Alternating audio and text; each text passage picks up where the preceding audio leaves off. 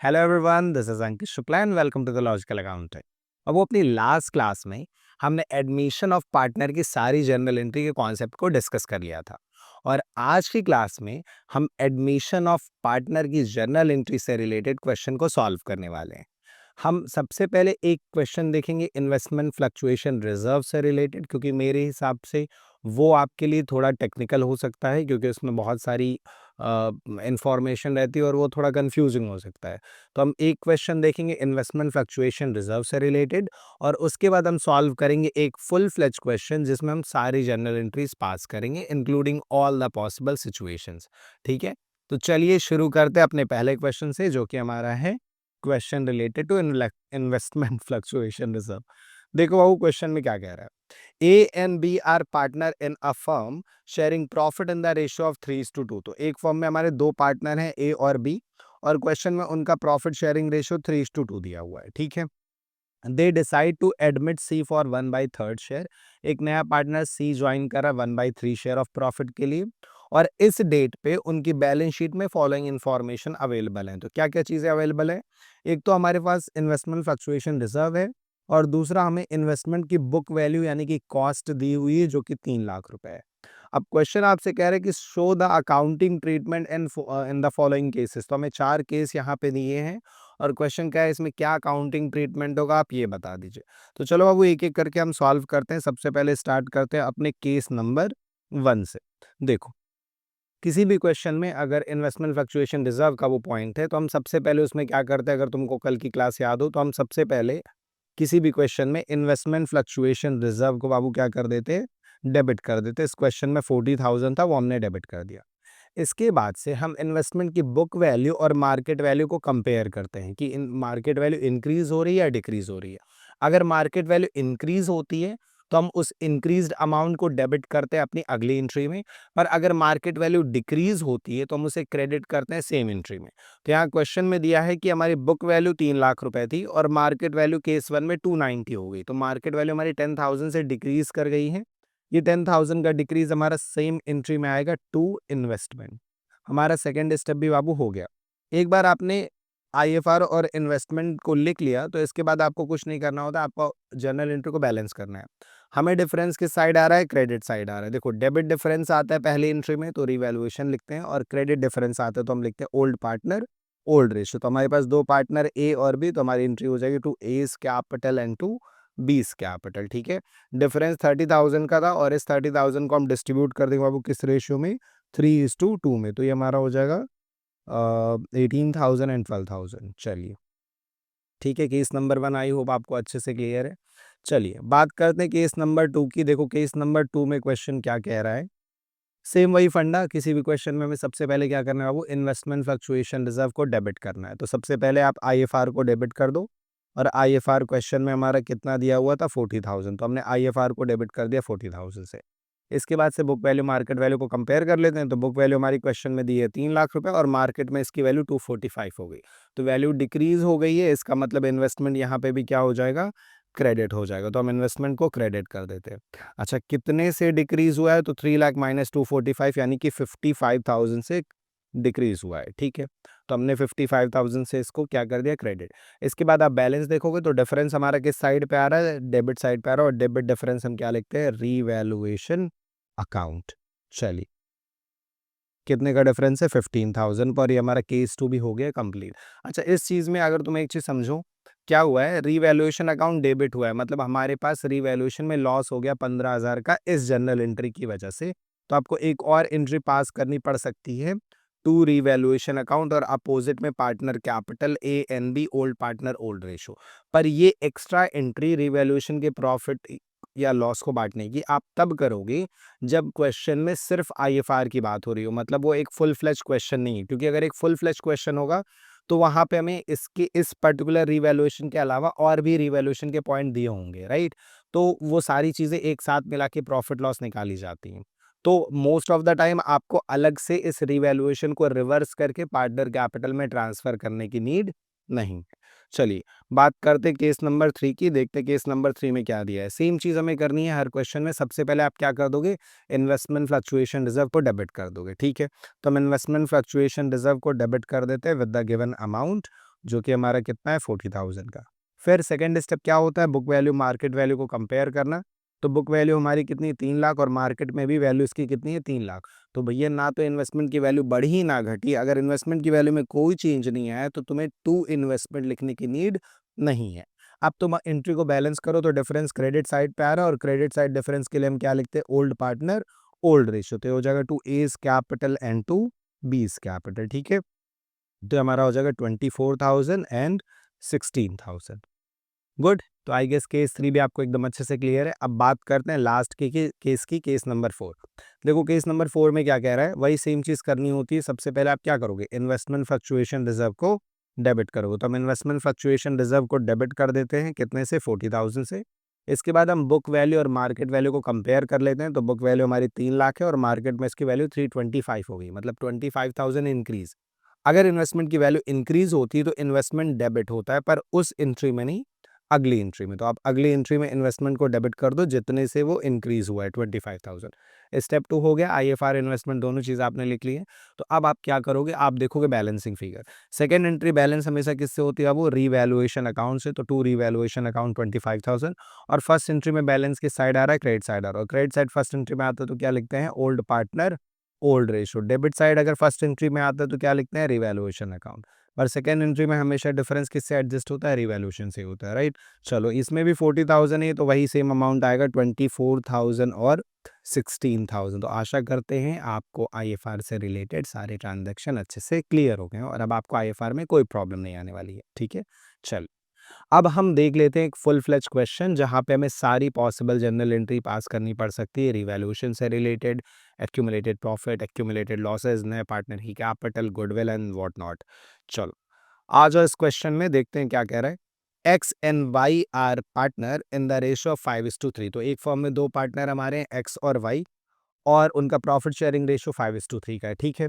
उनकी balance sheet दी है, balance sheet में क्या है सर, क्रेडिटर है, प्रोविडेंट फंड है, ये दोनों तो हमारी आउटसाइड लायबिलिटी हो गई।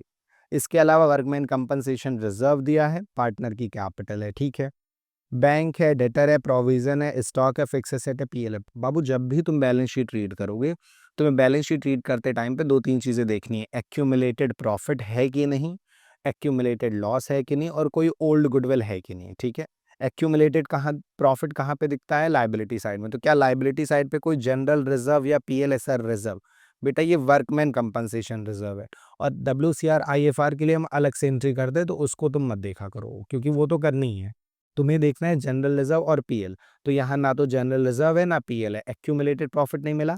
अब एसेट साइड पे तुम क्या ढूंढते हो, एक्यूमुलेटेड लॉस और ओल्ड गुडविल। एक्यूमुलेटेड लॉस में क्या ढूंढते हैं सर, पीएल का बैलेंस और एडवर्टाइजमेंट सस्पेंस, और गुडविल नाम से कोई एसेट। तो यहाँ पे अगर आप देखो एसेट साइड पे तो आपको सिर्फ एक चीज दिख रही है, वो क्या है, प्रॉफिट और लॉस का बैलेंस 2000। मतलब इस क्वेश्चन में एक्यूमुलेटेड प्रॉफिट, एक्यूमुलेटेड लॉस और ओल्ड गुडविल में से हमें सिर्फ एक चीज मिली, वो है एक्यूमुलेटेड लॉस, बैलेंस इन पीएल 2400 रुपीज। चलिए ठीक है। अब आगे देखते हैं क्वेश्चन में क्या कह रहा है। दे admit Z into partnership on 1 April with 1/8 share in profit. एक नया पार्टनर जेड ज्वाइन कर रहा है फर्म 1/8 शेयर के लिए। Z bring 20,000 capital and 12,000 for goodwill in cash. जो नया वाला पार्टनर है वो 20,000 की कैपिटल लाएगा और 12,000 के लिए प्रीमियम लेके आएगा, ठीक है। Z acquire his share entirely from x. नया पार्टनर अपना शेयर जिससे एक्वायर करता है, गुडविल का प्रीमियम हम उसी को देते हैं क्योंकि वही पार्टनर सेक्रीफाइसिंग पार्टनर हुआ। अब यहाँ पे जेड ने अपना शेयर सिर्फ एक्स से लिया है तो हम सारी की सारी गुडविल किसको देंगे, सिर्फ एक्स को देंगे। Following revaluation are made. इसके अलावा हमें कुछ पॉइंट दिया है रिवैल्यूएशन का और क्वेश्चन कह रहा है बाबू जर्नल एंट्री बना दो, ठीक है। तो जर्नल एंट्री बना लेते हैं। सबसे पहले एंट्री हम किसकी करेंगे, नए पार्टनर के कैपिटल की और गुडविल की।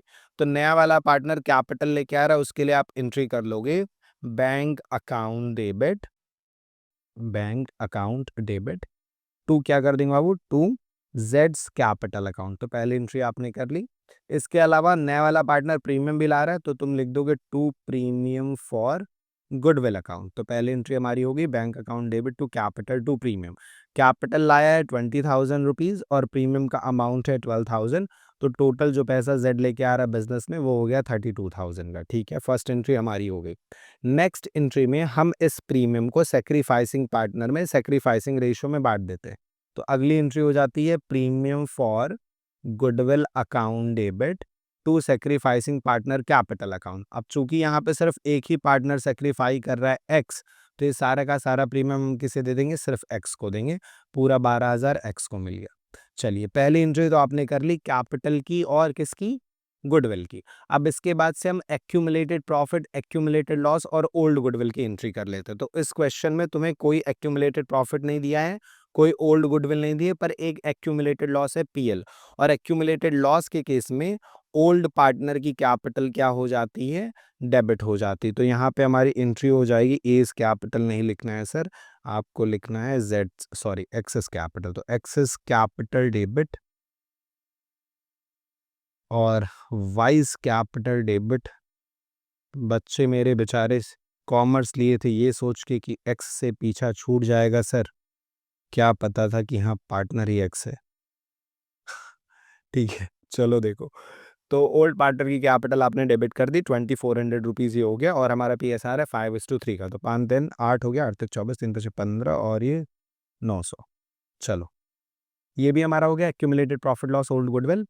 ठीक है, अब लास्ट बचा क्या तुम्हारे लिए, सिर्फ रीवैल्यूएशन बचा है। तो रीवैल्यूएशन की हम कंबाइन एंट्री पिछली क्लास में सीखे थे, तो उसी तरीके से करते हैं एक एक करके। चलो यहाँ से देखते हैं क्या क्या दिया।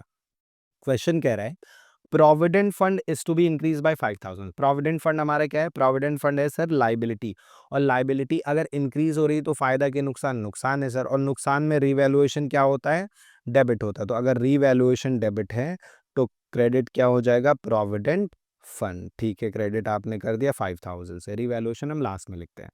नेक्स्ट पॉइंट कह रहा है क्वेश्चन में कि debtor are all good therefore no provision is required on debtor. कह रहा है हमारे सारे डेटर अच्छे हैं, इसलिए हमें अब प्रोविजन की कोई जरूरत नहीं है। यानी ये जो 600 रुपए का प्रोविजन हमारा पहले से बना है, अब ये नहीं चाहिए।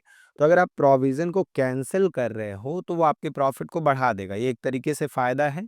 तो रीवैल्यूएशन क्रेडिट होगा, यानी डेबिट क्या हो जाएगा, वो प्रोविजन डेबिट हो जाएगा। तो प्रोविजन फॉर डाउटफुल डेट्स को आपने डेबिट कर दिया 600 रुपए से। ठीक है सर, नेक्स्ट पॉइंट क्या कह रहा है, stock include 3,000 for obsolete item. Obsolete मतलब खराब हो गया है, तो स्टॉक में 3,000 रुपए का कोई ऐसा सामान है जो अब बेकार हो चुका है, जिससे पैसा नहीं मिलने वाला, तो ये भी नुकसान है। रीवैल्यूएशन डेबिट हो जाएगा, मतलब क्रेडिट क्या होगा, स्टॉक। तो टू स्टॉक तुमने लिख दिया कितना रुपए बाबू, 3,000 रुपए। चलो ये भी हो गया। नेक्स्ट पॉइंट कह रहा है कि creditor are to be paid 1,000 more. अब हमें अपने क्रेडिटर को 1,000 रुपए ज़्यादा देने पड़ेंगे, तो ये हमारे लिए है नुकसान, और नुकसान में रीवैल्यूएशन क्या होता है, डेबिट। और अगर रीवैल्यूएशन डेबिट है तो क्रेडिट क्या हो जाएगा, क्रेडिटर्स, टू क्रेडिटर्स कितने, 1,000 रुपीज। लास्ट पॉइंट में क्वेश्चन हमें कह रहा है कि fix asset are to be revalued at 70,000। जो हमारी फिक्स एसेट है उसको 70,000 पे आप वैल्यू करो। अभी फिक्स एसेट कितने की, 80, कितने पे कह रहा है क्वेश्चन, 70 पे करने के लिए 10,000 का नुकसान है। रीवैल्यूएशन डेबिट हो गया, मतलब क्रेडिट क्या हो जाएगा बाबू, क्रेडिट हो जाएगी हमारी फिक्स्ड एसेट। तो टू फिक्स्ड एसेट आपने लिख दिया कितने से, 10,000 का नुकसान है तो 10,000 से। बस एक बार सारी रिवैल्यूएशन होगी तो हम डेबिट क्रेडिट प्लस कर लेते हैं, देख लेते हैं किस साइड डिफरेंस आ रहा है। चलो तो यहाँ पे हो जाएगा 10 + 15 3 18 19 19,000, और डेबिट साइड पे कितना है, सिर्फ 600। तो डिफरेंस हमारा किधर आ रहा है बाबू, डेबिट में आ रहा है। कितने का डिफरेंस आ रहा है, 18,400 का डिफरेंस आ रहा है। तो ये 18,400 अगर रिवैल्यूएशन डेबिट है, मतलब ये हमारे लिए क्या हो गया बाबू, लॉस। ठीक है, नरेशन क्या लिखेंगे sir, being asset and liability revalued. ठीक है, यहाँ पे क्या लिखोगे, एक्यूमुलेटेड लॉस डिस्ट्रीब्यूटेड, यहाँ पे premium given to sacrificing partner, और यहाँ पे new partner brought capital and goodwill premium in cash. ठीक है, चलिए अब ये एंट्री तुमने कर दी, रिवैल्यूएशन में तुम्हारा लॉस आ गया 8400 का, और इस लॉस को तुम किस में ट्रांसफर कर दोगे, पार्टनर में। तुम्हें नहीं समझ में आ रहा है लॉस है कि प्रॉफिट, कोई दिक्कत नहीं। अगर रिवैल्यूएशन डेबिट में आया तो अगली एंट्री में क्रेडिट कर देना, अगर क्रेडिट में आया तो अगली एंट्री में क्या कर दो ना, डेबिट कर देना। चलो ठीक है, तो यहाँ पे हम अपने रिवैल्यूएशन अकाउंट को क्या कर देंगे बाबू, हम अपने रिवैल्यूएशन अकाउंट को अगली एंट्री में क्रेडिट कर देंगे। तो हमारी एंट्री हो जाएगी ओल्ड पार्टनर कैपिटल डेबिट, यानी कि कौन डेबिट, एक्स और Y sir, X's capital debit, Y's capital debit, और टू क्या लिख देंगे, टू रिवैल्यूएशन अकाउंट। कितने सर, सर सर ये शॉर्ट फॉर्म लिख सकते हैं क्या, नहीं बेटा, शॉर्ट फॉर्म एग्जाम में नहीं लिख सकते हैं। शॉर्ट फॉर्म हमारे लिए, तुम्हारे रफ के लिए, बट एग्जाम के लिए नहीं। एग्जाम में पूरा लिखना अगर नंबर चाहिए पूरा, ना कैप ना रेवोल्यूशन में आरईवी। ठीक है, चलो किस रेशियो में बढ़ता है ये? ओल्ड पार्टनर ओल्ड रेशियो में बढ़ जाता है, तो इस 84,000 को हम डिवाइड कर देंगे किससे सर? 8 से, और मल्टीप्लाई कर देंगे किससे? 5 से। तो ये हमारा आ गया 52,500, और इसको अब हम डिवाइड कर देते हैं वापस से 5 से और मल्टीप्लाई कर देते 3 से, तो ये आ गया 31,500। ठीक है, गुड। तो रिवैल्यूएशन का लॉस भी हमने डिस्ट्रीब्यूट कर दिया है, और इस तरीके से हमारी जर्नल एंट्री हो गई कंप्लीट। कुछ छूटा? अरे हाँ, WCR, वर्कमैन कंपनसेशन रिजर्व भी तो था सर। और अगर क्वेश्चन में WCR IFR है तो उसकी एंट्री तुम्हें अलग से करनी पड़ेगी। मतलब ये तो बेसिक चीज़ करनी है, जो कि 3 पार्ट में तुम बांट सकते हो। सबसे पहले क्या? नए पार्टनर की कैपिटल और प्रीमियम या करंट अकाउंट से गुडविल, वो तुमने कर लिया। फिर accumulated profit loss old goodwill की एंट्री कर ली, और फिर रिवैल्यूएशन की एंट्री कर ली। सारी चीज़ें हो गई कंप्लीट। पर अगर WCR IFR दिया तो उसके लिए तुम्हें अलग से एंट्री करनी है, तो कर लो। WCR की एंट्री वही सेम IFR की तरह होती है। सबसे पहले workman compensation reserve debit with the amount given 5800। इसके बाद अगर क्वेश्चन में कोई वर्कमैन कंपनसेशन क्लेम दिया है तो वो हो जाएगा क्रेडिट। पर पूरे क्वेश्चन में कहीं पे भी कोई वर्कमैन कंपनसेशन लायबिलिटी नहीं दी हुई है, तो अगर कोई वर्कमैन कंपनसेशन लायबिलिटी नहीं है तो ये सारा का सारा डिफरेंस ट्रांसफर हो जाएगा ओल्ड पार्टनर ओल्ड रेशियो में। Remember, debit side difference revaluation and credit side difference old partner old ratio. चलिए कर लेते हैं।